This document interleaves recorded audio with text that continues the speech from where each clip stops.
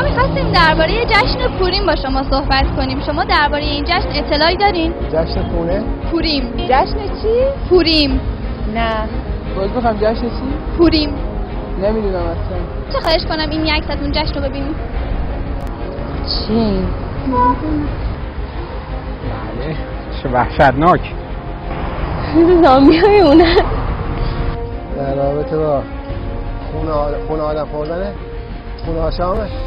پوریم جشن نسل کشی 77,000 ایرانی در دوران خشایارشاه پادشاه هخامنشی است. داستان این گونه است: استر زیبا با نقشه مردخای همخوابه خشایارشاه می شود. دل او را می رباید و ملکه ایران می گردد. هامان وزیر پادشاه که به دشمنی با یهودیان متهم است و دشمن یهودیان خوانده می شود، با دسیسه استر به دار آویخته می شود. در ادامه یهودیان با حمایت استر و مردخای به کشتار گسترده مخالفان خود دست میزنند و 77,000 ایرانی بیگناه را در طی 3 روز با قساوت تمام به قتل میرسانند.